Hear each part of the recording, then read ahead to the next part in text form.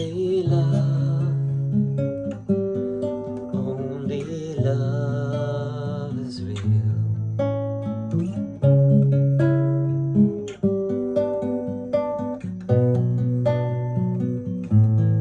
Only love, only love is real.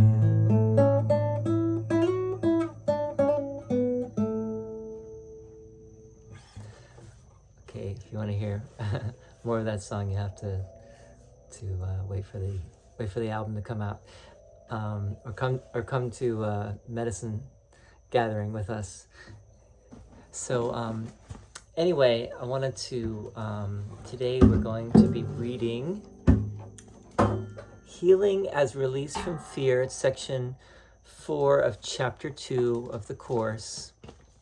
Chapter 2 is called The Separation and the Atonement. Healing as Release from Fear. Here we go. Our emphasis is now on healing. The miracle is the means, the atonement is the principle, and healing is the result. To speak of, quote, a miracle of healing, unquote, is to combine two orders of reality inappropriately. Healing is not a miracle. The atonement, or the final miracle, is a remedy, and any type of healing is the result. The kind of error to which atonement is applied is irrelevant. All healing is essentially the release from fear. To undertake this, you cannot be fearful yourself. You do not understand healing because of your own fear. A major step in the atonement plan is to undo error at all levels. Sickness, or, quote, not right-mindedness, is the result of level confusion because it always entails the belief that what is amiss on one level can adversely affect another.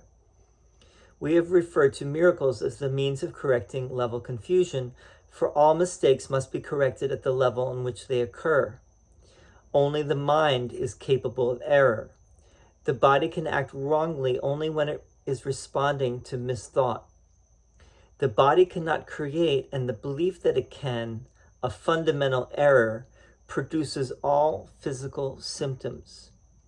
Physical illness represents a belief in magic. The whole distortion that made magic rests on the belief that there is a creative ability in matter which the mind cannot control. This error can take two forms. It can be believed that the mind can miscreate in the body, or that the body can miscreate in the mind. When it is understood that the mind, the only level of creation, cannot create beyond itself, neither type of confusion need occur. Only the mind can create because spirit has already been created, and the body is a learning device for the mind. Learning devices are not lessons in themselves. Their purpose is merely to facilitate learning. The worst a faulty use of a learning device can do is to fail to facilitate learning. It has no power in itself to introduce actual learning errors. The body, if properly understood, shares the invulnerability of the atonement to two-edged application. This is not because the body is a miracle, but because it is not inherently open to misinterpretation. The body is merely part of your experience in the physical world. Its abilities can be and frequently are over-evaluated. However, it is almost impossible to deny its existence in this world. Those who do so are engaging in a particularly unworthy form of denial. The term, quote, unworthy, unquote, here implies only that it is not necessary to protect the mind by denying the unmindful. If one denies this unfortunate aspect of the mind's power, one is also denying the power itself. All material means that you accept as remedies for bodily ills are restatements of magic principles. This is the first step in believing that the body makes its own illness. It is a second misstep to attempt to heal it through non-creative agents.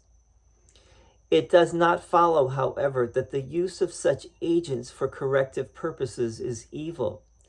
Sometimes the illness has a sufficiently strong hold over the mind to render a person temporarily inaccessible to the atonement. In this case, it may be wise to utilize a compromise approach to mind and body, in which something from the outside is temporarily given healing belief. This is because the last thing that can help the non-right-minded or the sick is an increase in fear. They are already in a fear-weakened state. If they are prematurely exposed to a miracle, they may be precipitated into panic. This is likely to occur when upside-down perception has induced the belief that miracles are frightening. The value of the atonement does not lie in the manner in which it is expressed. In fact, if it is used truly, it will inevitably be expressed in whatever way is most helpful to the receiver. This means that a miracle, to attain its full efficacy, must be expressed in a language that the recipient can understand without fear. This does not necessarily mean that this is the highest level of communication of which he is capable. It does mean, however, that it is the highest level of communication of which he is capable now.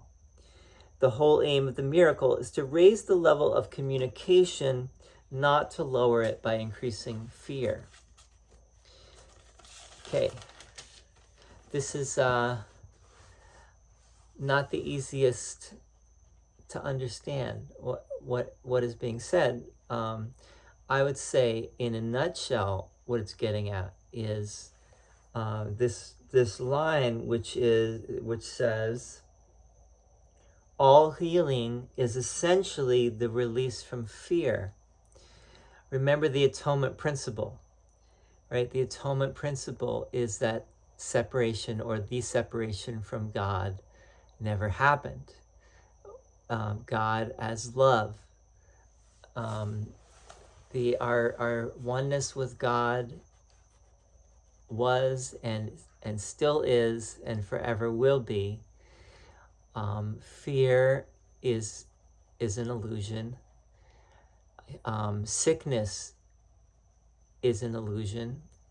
It's basically the mind's choice to be sick, because by not accepting the truth. And why does it not accept the truth? Why do we not accept the truth? Because we're afraid.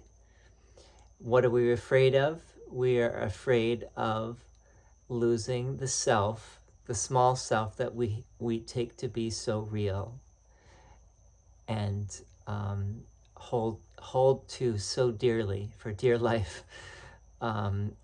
And we are not ready to accept the atonement principle, which is that only love is real, only God is, nothing else truly is. We are not our body. The body, what this is saying is the body is a learning device. The body is a wholly neutral thing, is one of the lessons, meaning that nothing, as Shakespeare said, there's nothing good or bad, but thinking makes it so, which means that everything is in our mind. Everything, physical illness comes from our mind, and essentially it is due to fear, and due to ultimately it will go back to that basic idea of we are not ready to accept the truth. And so sickness manifests in different ways. And you might say that it's the pain and suffering, really. I mean, someone could be enlightened, fully enlightened, let's say, or very, very enlightened, more enlightened, and they still get sick and they die. But their sickness might be quite different than someone whose mind is not healed yet and has not fully accepted the atonement. The enlightened person's sickness, they are able to not be in the pain and suffering.